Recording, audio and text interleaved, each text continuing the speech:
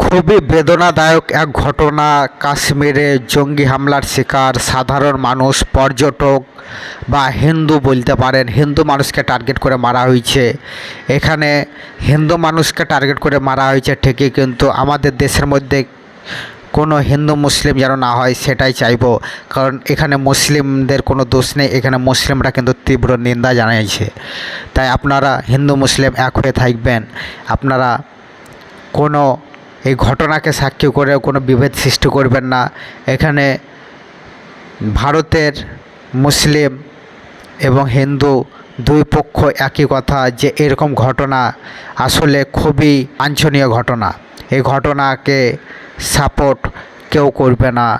এটা ভারতের ইতিহাসের জন্য খুবই বেদনাদায়ক ঘটনা। এই ঘটনায় এখন অবধি 26 জন মারা গেছে।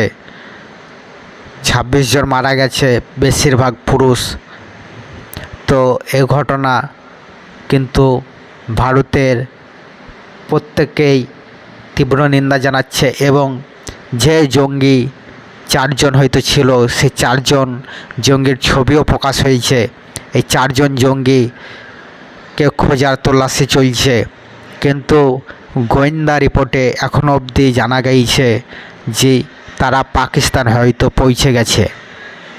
তারা পাকিস্তান পৌঁছে গেছে ঠিকই, কিন্তু ভারতের সেনা বা ভারতের সরকার এই ঘটনার বদলা অবশ্যই নেবে। যারা এই ঘটনার সঙ্গে যুক্ত প্রত্যেক জঙ্গিকে ধরে ধরে কিন্তু তাদের শাস্তি নিশ্চিত। তাই আপনারা এই ঘটনাকে কেন্দ্র করে নিজেদের মধ্যে বিভেদ সৃষ্টি না করে এই ঘটনার তীব্র নিন্দা জানিয়ে প্রত্যেক মানুষ কথা তুলুক, এটাই চাইব।